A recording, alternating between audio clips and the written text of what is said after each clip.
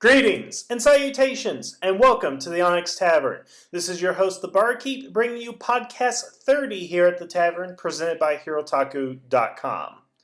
Now, folks, believe it or not, I've actually been able to drag Raptor away from Pokemon X. Hey, Raptor. Hey, Barkeep. It's nice to be out of the house again. It was lucky for me that he had already defeated the Elite Four, so it was not that difficult to get you back in here, was it? Yeah, I was getting bored of farming Dittos, so I need to get out and do something. Yes, and something was the podcast for today. And you know, Raptor, I think we have an interesting topic here today. It's a very much what-if kind of story, but it's a what-if from one of the official writers of Power Rangers. Yes. So, as the title suggests, we are going to talk about the famed Hexagon project. Now, for those of you who are not aware, the Hexagon project was a concept, and let's mention a few things once we get into this. But it was more than a concept. It was a series pitch. It was a pitch. Basically, what it is, it was a concept / pitch developed by Amit Bhaumik. That is the same writer who brought us Forever Red and did a lot of episodes in Power Rangers Wild Force. A lot of the better ones, actually. And it was his idea of adapting Hurricaneger for the 11th season of Power Rangers. And this was before the decision was made to move it to New Zealand. I think this was still after Disney had bought Power Rangers, though. Yes, because Disney bought Power Rangers shortly before Wild Force began shooting. Exactly. But they were still using, of course, MMPR Productions and so forth. But the point we're getting to is he had this great idea for Hurricaneger adaptation, which, again, became Ninja Storm. But he had called this the Hexagon project. Now, I'm putting a link in the comments here or the description to his Tumbler page where he outlines the whole thing himself. We're just going to give you guys the broad strokes on this. I would highly recommend reading it. It's a very interesting read, but we're going to go over the broad strokes of what it was going to be and just kind of give you guys our impressions on what we would have thought of something like that. Again, this did not happen. It was really a lot of the early writing, developing stages, but it's just so interesting to go ahead and read because it almost sounds like a fan fiction kind of thing, but it's not because it came from a writer. But basically, here was the idea. The idea was basically that Tommy had started his own organization called the Hexagon Project, in which he reunited all the previous Ranger teams into basically a SHIELD type of organization, or Justice League Unlimited. Specifically, Amit Bhaumik does say in his notes that Tommy was going to be a Nick Fury-esque character, kind of like Zordon with an eye patch is the way I would describe it. I'm here to tell you about the Rangers Initiative. In any case, Tommy would be leading this project with several past Rangers and past characters. He mentions in his outline, Joel would have been in there, Ninjor would have been in there. And what it would be is that he would have brought 3 new recruits to be the Hurricanegers, or let's call them the Wind Rangers, because that's what they eventually became, Wind Rangers. And send them on missions, not in just one city, but basically send them on away missions to different planets, dimensions, possibly different cities and all that, to do certain tasks.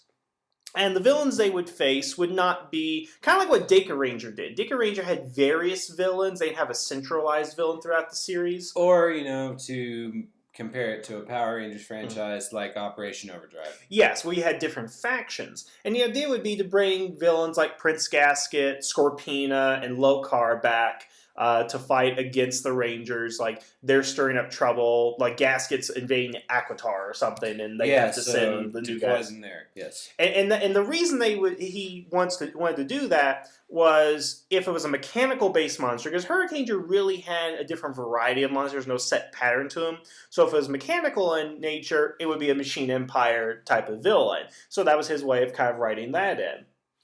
But later on down the line, instead of fighting villains, as in Hurricaneger, you had the Thunder Rangers show up, which were supposed to be, and his words are, a rogue Power Ranger group, basically. And it's worth noting that it's not an evil Power Ranger group, but a rogue group, unlike what the Thunder Rangers were. Because the idea is basically that, and it's really kind of implied, he doesn't state this specifically, but Jason would have led an anti-Ranger organization against the Hexagon Project, with the Red Ranger, or the Crimson Ranger and the Navy Ranger being his new recruits, basically. And the idea would along with a yellow Thunder Ranger that would have been female. Yeah, a American-developed Yellow Ranger that he would have lobbied for to get in there because of like 2 females per season, which they were doing up for the first 10 years, basically, but kind of dropped once you got into the Disney era. But basically, Jason would be leading this anti-Hexagon project, saying that Rangers need independence and all this kind of stuff, that you can't be united together, something like that. And basically would have led to a Power Rangers civil war. Mm-hmm. And we'll talk more about that here in a little bit. And he goes on to talk about things like the Hurricane Green Ranger would have been the most powerful Ranger of all. Tommy would eventually become like a villain in a way that he's been so corrupted by this, became so powerful, and that, you know, the ultimate battle would come down between the Hexagon Rangers, the non-Hexagon Rangers, and the Green Ranger. Yeah, which supposedly was Tommy. I don't think he mentions that in there. But I think it was stated that Tommy would have been. Yeah, and again, I just want to point out, we kind of skimmed this to get the Cliff Notes so we can have a good discussion about this, but the link is there if you guys want to read the full details and all that. Again, it's very interesting on this. And, you know, a couple of things that were just mentioned in there that are interesting is that he wanted to bring the Phantom Ranger back, reveal his identity. Zed Aku would have returned as part of the Rogue Ranger group with Merrick. And then he wanted to do so many other things that are like, the way he described it is he wanted to clean up the Power Rangers universe so that when they did the 12th season, it would be a fresh start. Also, exactly. One more thing that he wanted to do was that he wanted to have a team up with Wild Force. Yep. Which, you know, that idea of Merrick and Zanaki returning sounds like a great lead-in for that. Exactly. I mean, his Tumbler thing is really just filled with all these great things that could have been. Now, ultimately, it did not happen. And the reasons that did not happen was simply because, one, production was moving to New Zealand. So if you were going to do past Rangers, you know, it would fly in a lot of people from exactly LA. Like what they're doing the Legend War, and who knows how Disney could have screwed that up. And then, of course, and then there was the idea that Ninja Storm was supposed to be a new Power Ranger universe, or they wanted to break continuity, which, to Dustin's line about Power Rangers are in comic books, which is total BS. But obviously, production crew want to go a different way. And yeah, money would have been the largest thing. Yeah, so let's talk about this in detail. Let's first start from the story. Raptor, in your mind, how do you feel about the concept of the Hexagon project? Just the Hexagon alone, Tommy uniting past Ranger teams to go out on space missions. What do you think of that? Well, first of all, it's as you said. I think you said this either before or maybe after we started recording. Sounds like fan fiction.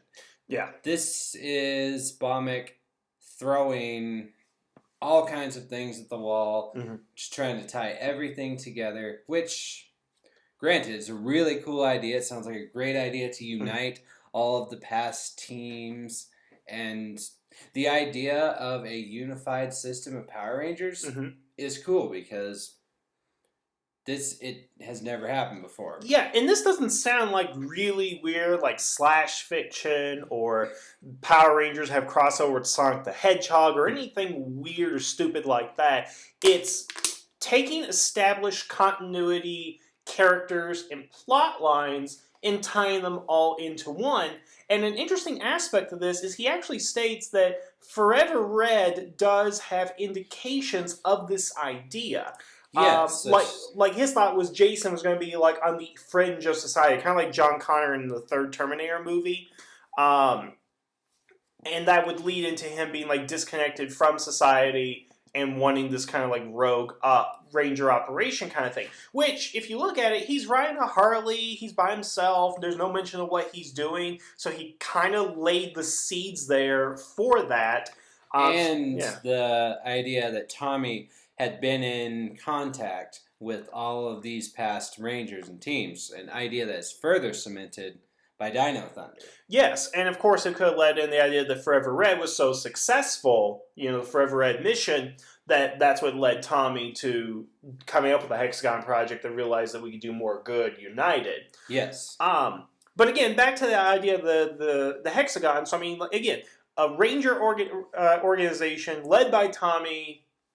I mean, I think it sounds good. I mean, yeah. The thing about it is, and this was something also written in his Tumblr page, is that they would also be manned with civilian staff.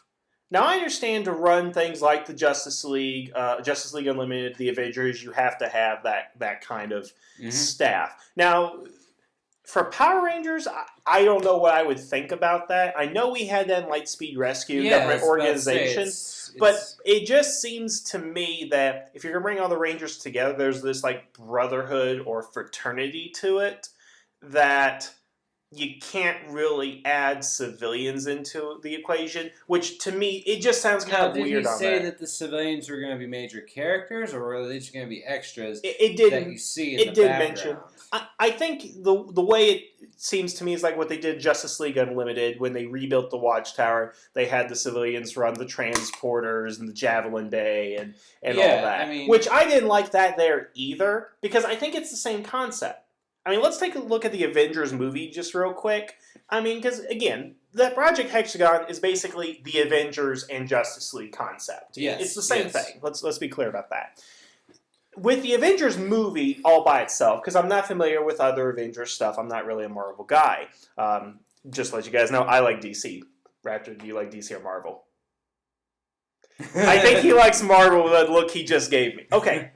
All right, the point I'm getting at with Avengers is that S.H.I.E.L.D. was established. That organization was already there. Yes. And they brought in these people from different walks of life basically to fight. They tracked the individuals over time, kept tabs on them, as in the case of the Hulk. Now, Justice League Unlimited, as far as the DCAU Bruce Timm's version of it, it was the 7 heroes came together, they united to save the world, they built the organization themselves.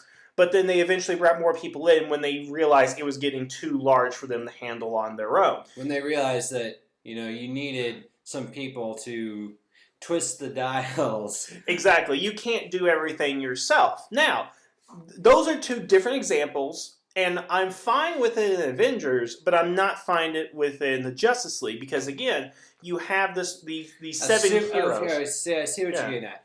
The Justice League was built by the heroes. Meanwhile, S.H.I.E.L.D. was built by the civilians. Exactly, and it just would seem odd to me that the Power Rangers would involve other people into that in a way. Well, to me, I wouldn't mind it because, like I said, you need someone to twist the dials. You need someone to, hit the launch button. You need someone to clean the toilets. Yeah, because also with the Project Hexagon, the reason he calls it Hexagon is it's based off the Pentagon. Yes. The U.S. Pentagon. And the idea is like 6 sides to it, usually representing most teams had 6 Rangers. Yes. Interesting idea there. So if the size of this thing is as massive as he thinks, an actual hexagon building, with hundreds of people in there, then I can understand why he would go ahead and do that. Again, personally, I wouldn't like the idea, but again, this never happened, so we don't know exactly what it would have been. Just looking at some of the other notes right here, okay. So the different villain factions, I think, would have been interesting. I like that idea. Yeah, because, I liked it in Operation Overdrive. I'm glad you brought that up, because I was thinking more of what they did in Dick Ranger. But yeah, the idea that there's no centralized villain, at least to start out with, that these other villains who we haven't seen in years are up to stuff, that would have been interesting to see, because you know me, I'd love to see Scorpina come back. Yes. and Lokar. I mean, when your Japanese name is Great Satan, you have to do something with this guy. Yeah. And although it would have took some skillful writing, because the problem with multiple factions is that it makes it difficult. You have to be careful so you can still have a satisfying finale. Absolutely. Now, of course, their finale would have had nothing to do with the villains. It would have been with each other. Which makes me guess that maybe the Rangers would have gradually taken them out. Or maybe the villains get more powerful, which is what drives Tommy crazy. Yeah, or essentially they could be just a non-factor. They're just... And then maybe Tommy gets the Green Ranger powers, and maybe he just blows them away. Yeah, I mean, it could be a number of things here. Let's talk about what they were going to do with the Rangers. Okay. So basically, it almost sounds like B-Squad. A couple of recruits come in. They're mentored by Tommy, whatever. They're the best of the best. Who knows? Or they could be screw-ups like the real Wind Rangers and all that. Right place, right time. But Tommy would have been their mentor, sent them on missions. And this almost sounds like Go Buster. In that concept, because I can see Tommy sitting at a desk with like an eye patch, like Nick Fury, just calling up the Rangers and sending them on missions and stuff. That's just what I see. I mean, I imagined it as, well, of course I imagined it like Dino Thunder, because Tommy was a mentor. Yes. And yeah, that's what I imagine. I imagine him in a situation room. Someone says, Machine Empire attack. Yeah. In Silver Hills, that was no. Well, no, Angel. Well, Silver Hills is where Time Force. Yeah, yeah, that's why I'm just spitting out a random city. Yeah, I mean, Machine Empire attack. Go. Yeah, send the Wind Rangers Go, here. save the city. Send the Alien Rangers to KO 35, whatever. I mean, I think that would be an interesting concept. Here's the thing. Before we go ahead and move on about that, is that it seems to me though is that you would have a hard time balancing the Rangers from the past characters like Tommy and all that. Okay, because the returning characters. Yes. Now here's the thing. This was still an era where Power Rangers was about 40, 50 episodes long still before we got to Nickelodeon only got 20. It would have been very difficult to balance out Tommy's character growth and the Rangers' character growth, and having all these villains and tight continuity without overshadowing our new Rangers, which might be one of the reasons that it might not have worked, and we'll talk about that later, but just, what do you think? Do you think something like that? Because, even when we watch Avengers, it's really hard to balance on all 6 characters. I mean, especially when you didn't even introduce them properly. I mean, Hawkeye's proper introduction was in Thor. Well, I mean, his appearance was in Thor, but we didn't get proper introduction to him till Avengers, and we still had to get to know him. We got Loki, we have Thor, we have all these other characters to go ahead and deal with.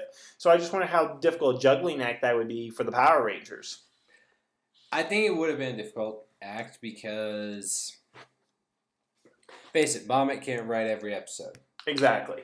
So, in the hands of lesser writers who, well, no, I don't want to say less talented writers, but people who are less familiar with everything as he is. I mean, if this would have gotten pulled off, he would have been the head writer, no doubt. Of course, he would have had to, otherwise it would have tripped and fell on its own face. Exactly, it would have gotten off there. But yeah, it's just like, the concern I would have is, again, overshadowing the different characters and all that. And I'd like to know what kind of characters he had in mind for these Rangers. Again, he said new recruits or something. So, again, does that mean like the actual Wind Rangers, right place, right time? Or is I would imagine in this case, it would have been an academy.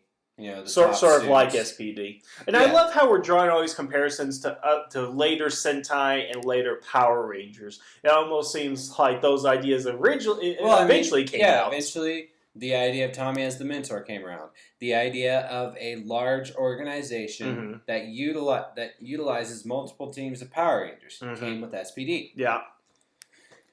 Now let's talk about the Rogue Power Rangers. And I love that name, the Rogue Power Rangers. All right, I'm just going to... Before we go any further, I'm going to state something. Okay. I do not like the idea of Jason as a fringe of society rogue. I think that sounds like fan fiction wanking. It sounds like they just wanted to make Jason even cooler because, you know what? Jason was more of a straight lace than Tommy was. Absolutely. So... Now, I agree with you there. However, let me bring up 2 things. one, you got to have character development with somebody. Because obviously Tommy's turned from the forgetful, shy martial arts guy into, again, Nick Fury. I love using that reference because again, with the eye patch. But he's turned into a paragon. Yeah. Basically. But if you're looking at bringing Jason in, Jason has to change somehow. He can't be the same Jason. He can't be the central leader that he once was. And if he's going to be the leader of these rogue rangers, it also ties in, and this is also his Tumbler, about the relationship dynamic between Jason and Tommy. Because as we said, we have that struggle between them, whether they realize it or not. And this could have been a great culmination of that. Because look at the battles that Jason and Tommy have had one-on-one. It started with green versus white, green versus red. Okay. Pardon me there. When that epic battle in Part 5 where he destroys the power or the Sword of Darkness and all that. Then we don't get really another battle between them until Turbo, where Jason is the evil one and Tommy's the Red Ranger and all that. And Jason comments on it. Exactly. And then this would have been, thematically speaking, the third confrontation between them, but on a much larger scale. Because you have good, then bad. Then you flip it, and now we just have two people who are both are on the side of good, but just have different ideological differences. Yes. And I would have really loved to have seen that because, the thing is, when you say rogue, we're not saying evil. You pointed that out quick. They're not going to be evil Rangers. But in this Civil War scenario, Jason would have been for Rangers work independently, and Tommy was for the organization. Unity. Yes. Yeah. I don't know what I feel about that because Rangers uniting is great because that to me seems like a logical thing. Who doesn't love that moment in the team up when they all do their team morph, everybody gets their morphing sequence, and then you have the multicolored smoke bombs. And then, of course, with the Mega War coming up, I mean, hell, Yeah. But I want to know how they would have written those ideological differences. How does Jason explain, the fact that the universe is so large, we should work individually? I don't know how you would make an argument for each one. And as you had pointed out, again, let's go back to Marvel Comics here.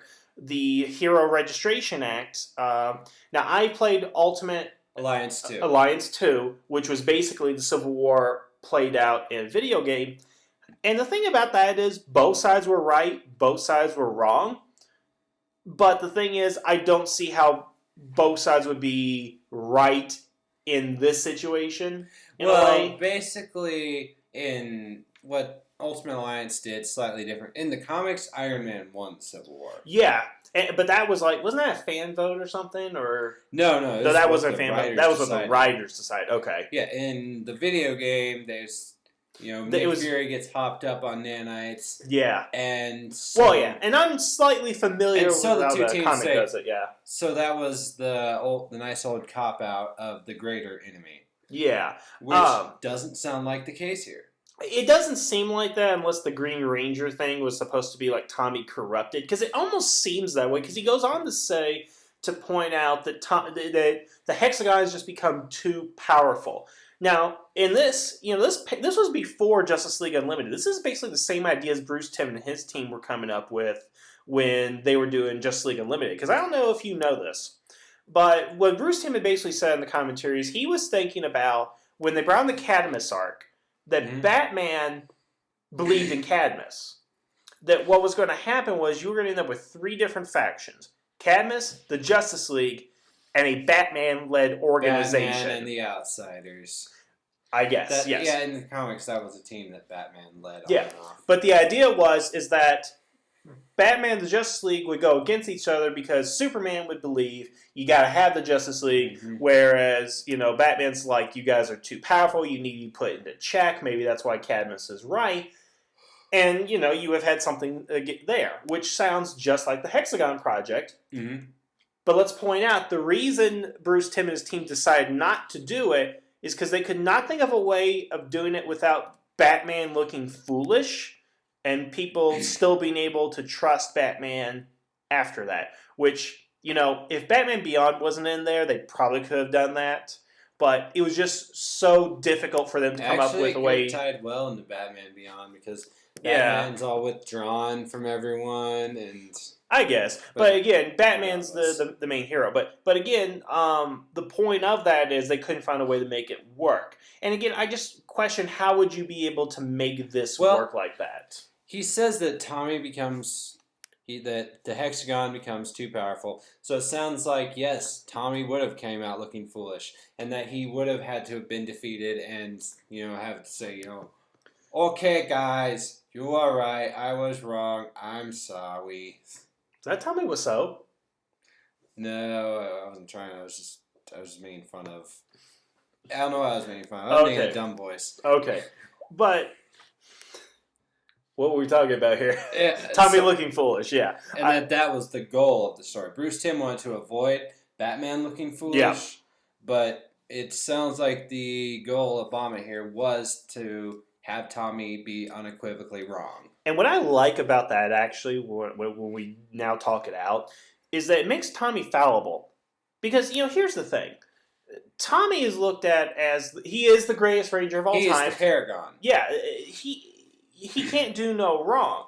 So to put him in a position where he does do wrong, but not necessarily evil things, just misguided for the right purpose, then it makes him more sympathetic, makes him more understandable, and makes him more human. Because the best thing they ever did in Power Rangers, I think, with Tommy, and this is a little-known thing, and I've said this in my last podcast, one of my favorite episodes is Mighty Morphin Mutants, and it introduces that Tommy is forgetful.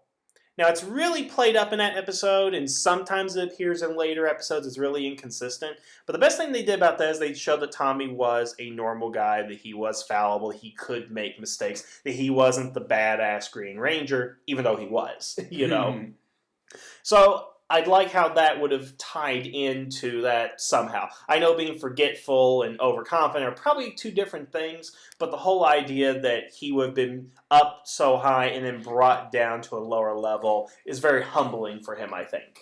Yeah, I'm imagining after the battle that he and Jason just go off into the sunset together while the building's decommissioned, and then... Yeah, and it would have ultimately ended with the Hexagon being decommissioned, the Rangers going off on their own ways, and again, the clean slate for the next season. Before we move on, I do want to bring up this. There was the interesting concept, and we pointed this out about a dark yellow Ranger. Now, he said that again that he was going to lobby for this character. What do you think of the idea? And, just overall, of a American-made female Yellow Ranger that's essentially the bad guy, the rogue, the opposite side. How do you like that concept? Well, here's the thing. At no point when I was reading this description did I think of the Thunder Rangers as villains. Yeah, and I'm not saying they're villains. Now, as for... I like the idea, the Titanium Ranger worked out well as an American-made creation. I don't like it when it's a team of 5 guys and a girl. Yeah. So... Or in some cases, 8 guys and 2 girls. Yeah. Wait, is that what Kyoto usually? Yeah. Okay. Pretty much, yeah. Or less. Yeah. For a second, because for a second there, I was thinking about RPM, but RPM was 7, and that was 5 and 2. Whatever. Yeah. But, the idea that he was thinking outside the box enough to where... to fit in with some of the standards they had, but to create another Ranger. Because, they could have gotten a very interesting female character out of that, I think, to play the roguish. Because he even said that Navy and Crimson were going to not be the straight lace. They were going to be these kind of... I forget how he describes it, but these are rough around the edges types of characters. Yes. And that would have been great. Because I tell you this, I am getting tired of the goody two-shoes. We did get that back with Megaforce and Samurai, and I'm just like, dude, can we have something? Yeah, we have kind of with Megaforce, but that's a discussion for a different day. Yeah. So, let's look at this as a whole. So, Raptor, let's assume that Disney decided to keep Power Rangers in Los Angeles. Okay. Amit Bhaumik was made head writer of the series. Okay. And Power Rangers Ninja Storm became Power Rangers Hexagon. All right. and he was able to do all the stuff that he said. How would you feel about that season, about the Hexagon season? Do you think that if pulled off successfully, it would be one of the greatest seasons of Power Rangers history? Would it be something that could be easily fouled up? Or, what would your thoughts be if that had actually happened, or you heard that was going to be like the next season? I think that it would have been a fan favorite for sure. Mm-hmm.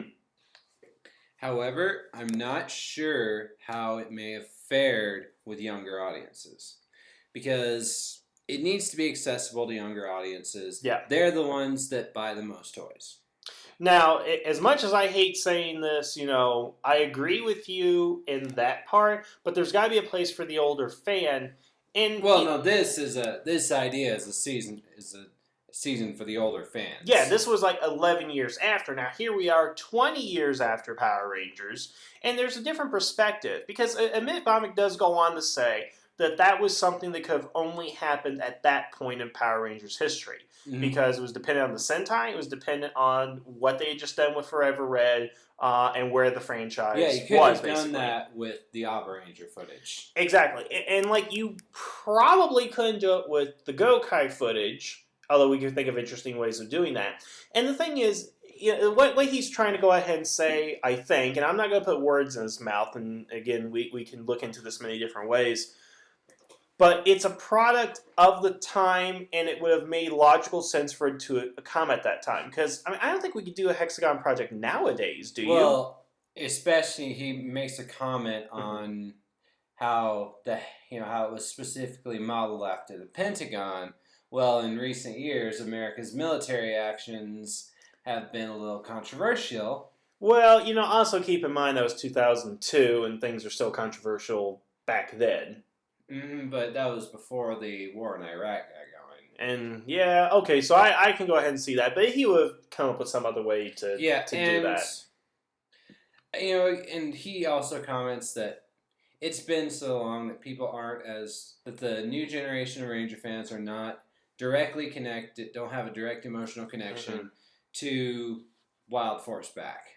I almost think that would have to be a completely different franchise on its own, like you were talking about in your video about Pokemon Adult Series, a separate series from the main line that appeals to the older generation of fans. Heck, we got an anime special for that when X and Y came out.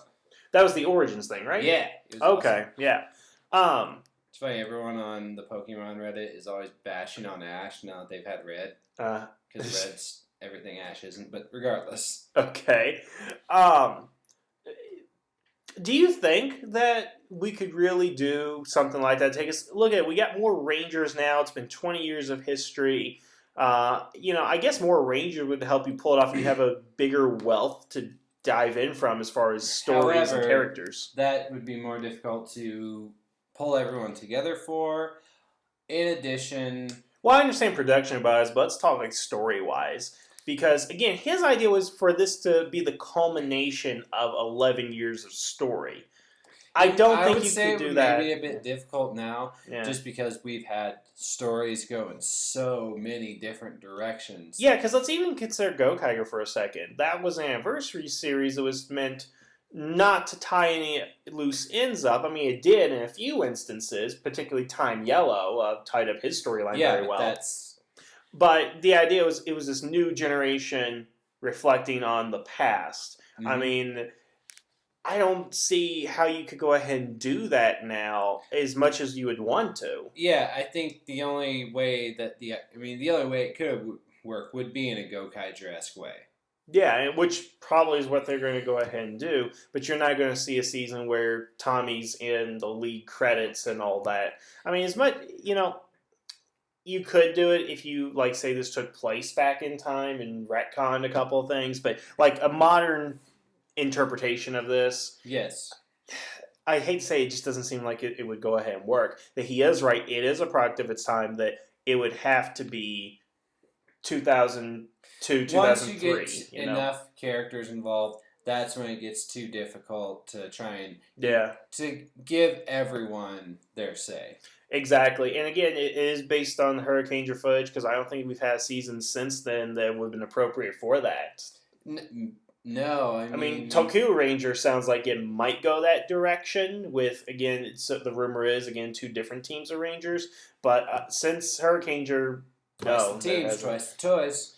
Exactly. And I would have been interested to see what type of toy lines they would have had. Obviously, they had the Hurricaneger toys, but what kind of Hexagon toys would there have been? I could imagine that they would have had, they would have had the core Rangers.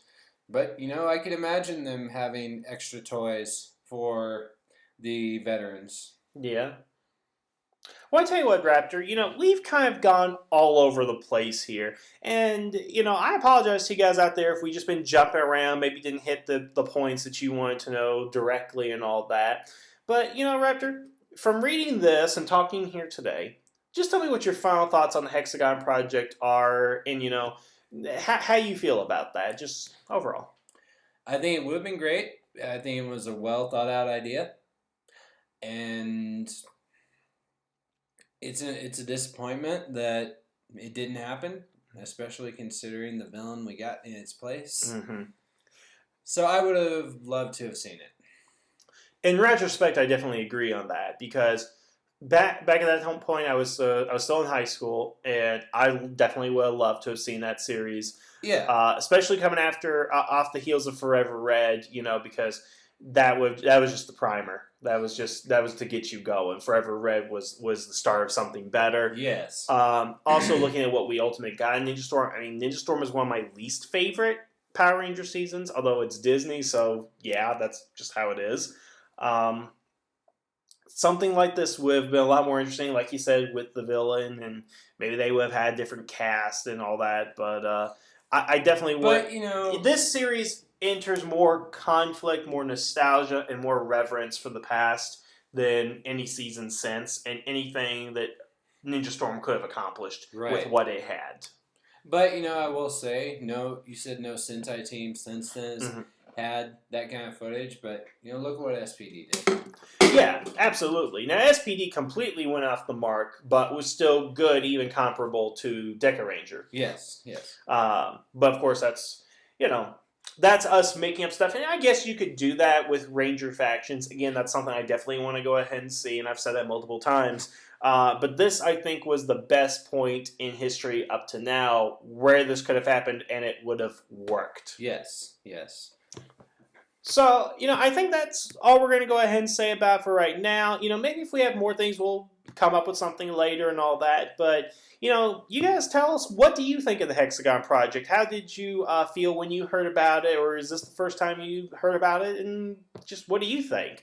Definitely leave us comments below. But I think we're going to go ahead and sign off. Raptor, any final thoughts? Any final parting words? Yeah, I don't know. Let me know if there's been fan fiction written on this, because I'd like to read it. Definitely. Well, I want to thank everybody for listening here today. You guys have yourselves a wonderful evening, and the tavern is now closed.